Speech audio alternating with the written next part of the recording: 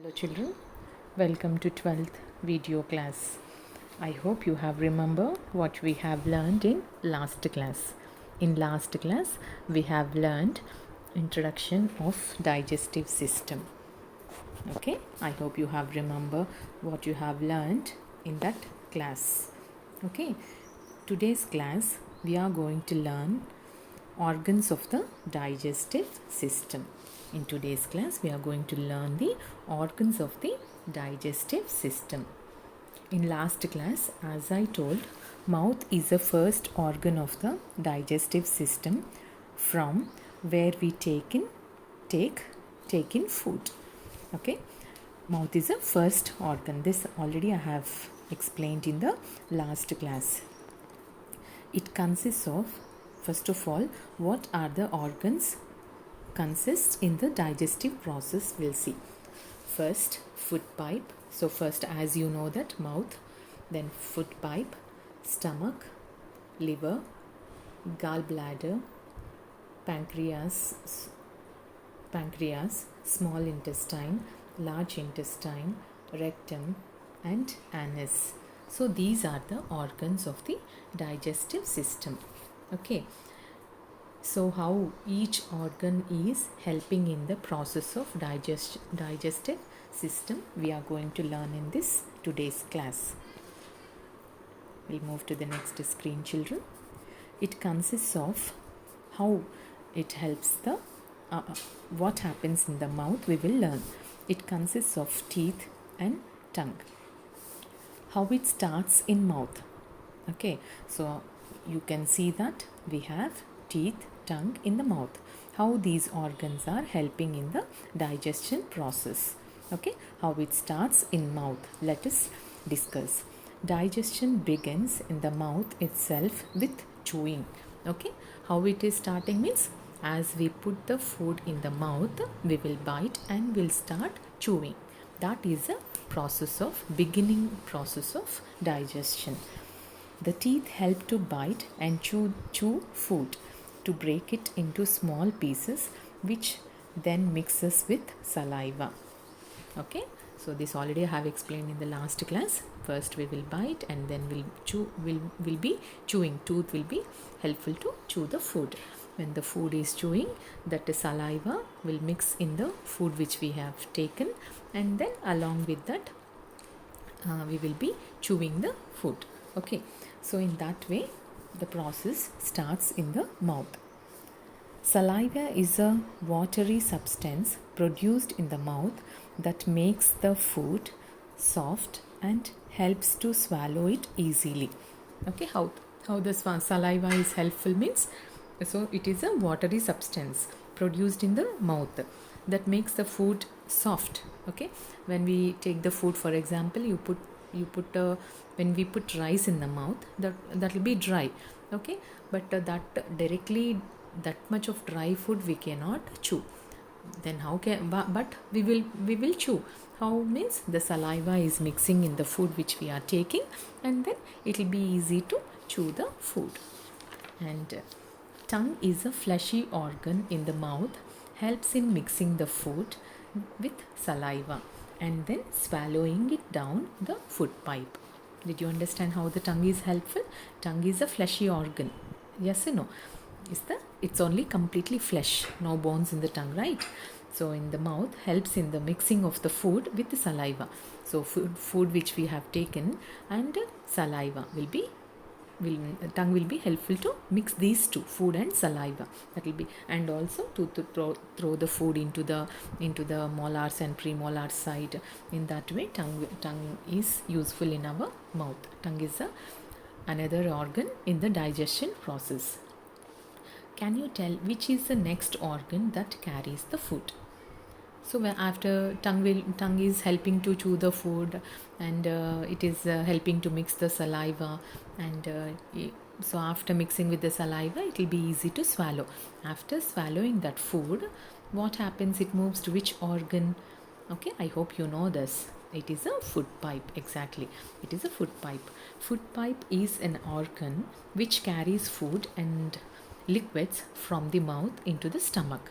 Okay, food pipe is the next organ which carries the food and liquids, whatever food we are taking, whatever liquid we are taking. So that is a organ. Through that organ it will reach the stomach. It is also known as esophagus. Okay, food pipe is also known as esophagus. Next organ is stomach. Let us learn what happens in the stomach. Stomach is a J-shaped bag-like organ, isn't it? So you can see on the picture. It is in which shape? J shape. Stomach is a J shape or bag-like organ. It's looking like bag, right? So it consists powerful digestive juices that further break down the food until it changes into a pulp-like thick paste called chyme. Okay, whatever food is swallowed, that food reaches the stomach, and then after reaching into the stomach it mixes with digestive juices, and then it'll turn into more pulp like substance. That pulp like substance is called as chyme. Okay, so from here the semi digested food or chyme move to small intestine. Okay, so from here, this from J shape organ, that is stomach, from the stomach it will move into the small intestine. Okay,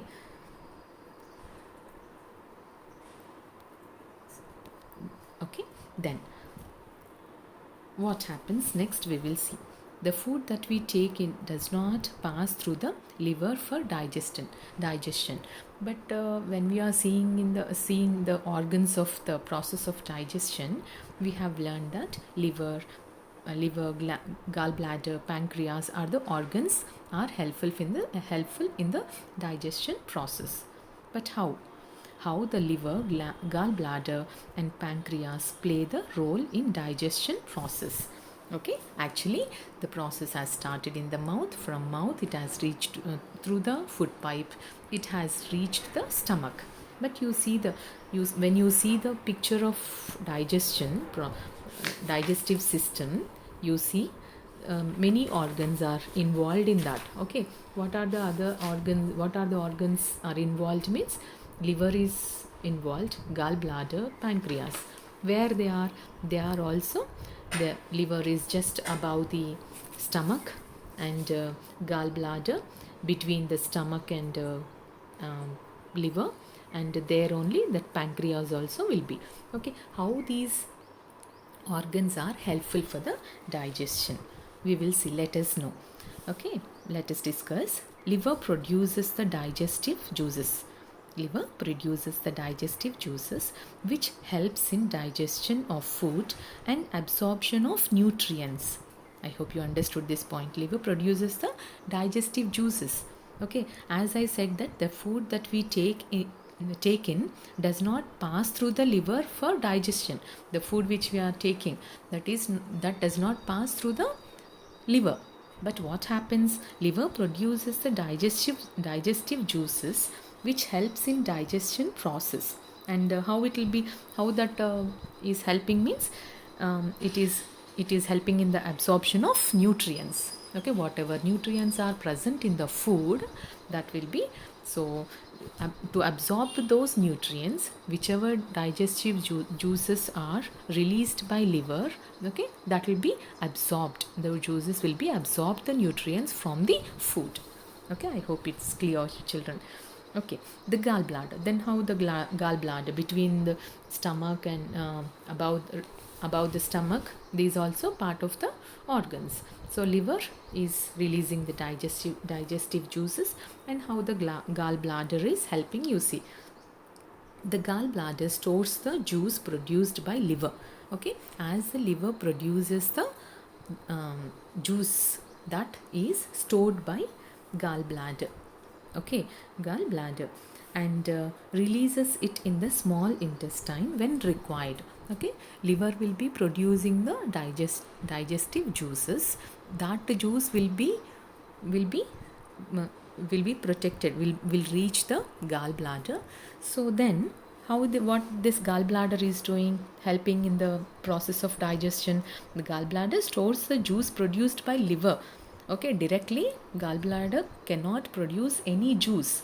The juice which is the digestive juice which is produced by liver, okay, that will release whenever it is required. It is not required all the time. Whenever it is required in the process of digestion, that time this gallbladder will release the juice which is absorbed, which is released by liver.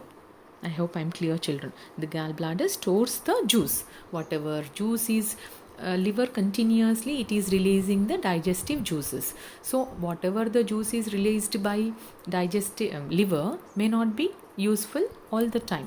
So that is what the released juices, digestive juices, will be stored in the gallbladder. I hope I'm clear. So from the gallbladder, whenever those digestive juices are required for the process, that time they will be small intestine will be using the juices. Okay, then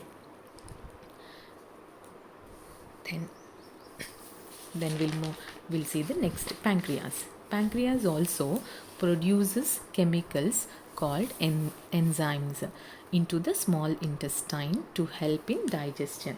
Okay, this gallbladder also release the digestive juices into the small intestine. Pancreas also produces the chemicals called enzymes. These enzymes means, I'll explain. Enzymes into the small intestine to help the digestion. For the digestion process, enzymes also very, very useful. And complete information about enzymes you can learn in the higher classes, but I'll give you a small definition, like what is meant by enzyme. Enzyme means proteins that speeds up the rate of a chemical reaction is a living organism. Okay, so this is one chemical reaction. Proteins, which the food which we are taking, okay, from that proteins to process of this protein into a chemical reaction, so in a living organism, is called enzyme. Without enzyme, life as we know it would not exist. Means without this enzyme, life would not exist. Next organ in digestion process is small intestine. Okay, however you are learning from the stomach, the next organ is small intestine. In between, how the liver, pancreas and gallbladder are helpful in the process of digestion, you understood, right? Then after that, so from the stomach, it will reach to the small intestine. Small intestine is a long coil tube like structure. Okay, long coil tube like structure. You can observe in the picture. So it is a long coiled tube like structure. It helps in the further breakdown of food by mixing it with the digestive juices from liver and pancreas. As you learned that from stomach it has reached to the small intestine. Okay, so when the food which is moving from stomach to small intestine, in between what is happening, the liver and the pancreas is releasing the enzymes. Liver is releasing the digestive juices. These enzymes and digestive juices will reach the small intestine, and there they will mix with the food. Okay, and the process continues. Okay, it helps in the further breakdown of food by mixing with the digestive juices and also chemical juices, means like enzymes. Okay, these will be mixing in the small intestine. Digestion is completed, and then after mixing of these digestive juices and enzymes into the food which is reached by stomach, into that, and then the digestion process has been completed. Okay, so in the small intestine, digestion process has been completed. Okay, so then digestion is completed here, and the nutrients from food are absorbed into the blood. So what is happening in the small intestine? So these three are mixing: food which is released by stomach, which is moved from the stomach, and the digestive juices which is released by liver, and the enzymes which is released by pancreas. all mixing of these, okay, after mixing these enzymes and digestive juices, after mixing into that, okay, the nutrients, okay, forms nutrients from food, okay, these mix in the blood, will turn and will mix with each other and turn into nutrients, and those nutrients mixes in the blood, okay. Blood then carries the absorbed nutrients, okay, after mixing these nutrients, after mixing into the blood, what happens, carries the absorbed nutrients to another body parts, and the undigested food is pushed into the large intestine. Did you understand, children? In the small intestine, what is happening? So these digestive juices, enzymes are mixing with the food and turning into nutrients. Those nutrients are mixing in the blood. So now that blood will carry over to the other parts of the body. Blood will be moving. No, blood moves from heart to parts of the body, and parts of the body to heart, right? So like that it mixes, nutrients mixes in the blood, and those blood carries to the heart, and also from the heart to the other parts of the body. And what happens to the undigested food? As I told in the last class, the food which we are taking, some part of the food will not digest. What happened to the part of the food which is not digested? That undigested food is pushed into the large intestine, okay. This process has been taken place in small intestine till now. So this mixing of food and liver, digestive juices and enzymes together, after turning into nutrients, that nutrients are mixing in the blood, and the food which is not digested, that is pushed into the large intestine. So next organ in the process is large intestine. Large intestine is also a long tube like structure. This is also, you can observe in the picture, this is also a long tube like structure, okay. So then large intestine is also a long tube like structure, okay. So then you keep observing the screen, children. Small intestine. Here in this picture you can see the large intestine. Small intestine, you see, small intestine is a long coil shape, long coil tube like structure. Large intestine also a long tube like structure, okay. You are observing the picture, right?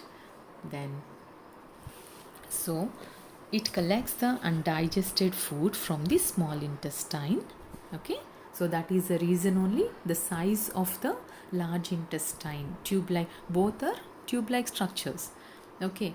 So but the size of the large intestine is little big. Why? Because undigested food takes lot of place. So that is the reason the large intestine in our human body system has that speciality. So the large intestine has space. Why? Because this undigested food occupies space. So that is the reason it is bigger than the small intestine.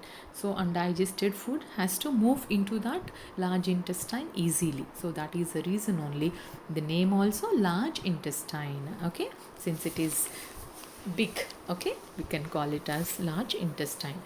And small intestine means this is quite big, and it is in the soft condition. After because of juices are there, easily it can move. So but after once reaching into the large intestine, only undigested food will be, so water content will be less, and the juices to move also less. So that is the reason only it occupies more space, and it cannot move very easily. So that is the reason only we have to take proper sufficient water. When you take sufficient water, the undigested food also easily it can move from large intestine to the next organ which is in the process, okay.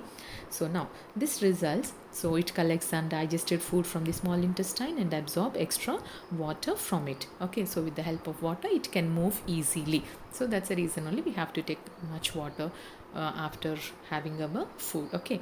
Then this results in the formation of waste products called feces, okay.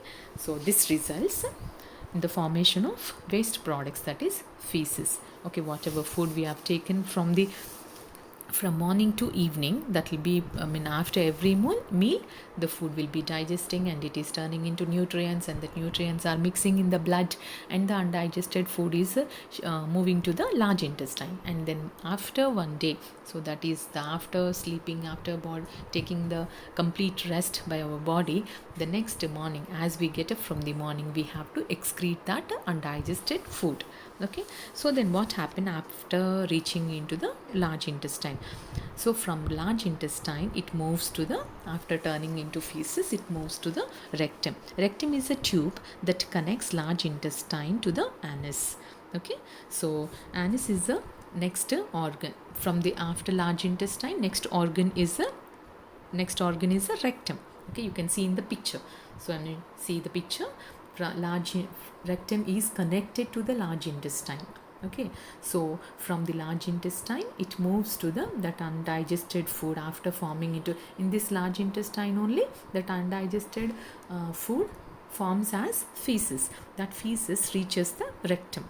Okay, feces are stored in the rectum for a short time. After that undigested food, after turning into human feces, it reaches the rectum. Once it reaches the rectum, so it cannot stay for a long time, so we have to excrete it out. Okay, then after rectum, so it cannot store there for long time. So that is what, anus is the last organ of the digestive system. So from here the feces are excreted out of the body. Okay, did you see the picture clearly, children? So large intestine, small intestine, rectum, how the rectum is connected to the large intestine, and rectum is connected to the anus. So from large intestine, human feces forms in the large intestine, so that will be reached to the rectum. After once reaching into the rectum, it cannot store for long time, so immediately the body feels like to excrete it. Okay, so then that excretion happens through anus. Okay, so in this way these many organs are involved in the process of digestion. Okay, so observe these pictures screen, children. So large intestine, you go through the points. Okay, these all are explained. And so you see how many organs are involved in the process of digestion. So each and every organ is important in the process of digestion. So that is what, and how each organ is helpful in the process of digestion, you have learnt thoroughly. I hope you understood. And once again, we will recall the process of the digestion. What are the organs helpful in the process of digestion? Okay, first it starts in mouth, after mouth, food pipe, and then from food pipe it reaches to the stomach. So after reaching into the stomach, there the liver, the pancreas, and the gallbladder are helpful to release the digestive juices. Liver digestive juice is released by liver, and enzymes are released by pancreas, and gallbladder also play very important role. That is the digestive juice which is produced by liver. Okay, that stores in the pancreas. So whenever the system needs that juice, so that will be used by the small intestine. Okay, that will mix in the small intestine. Okay, and these three organs are helpful in that way.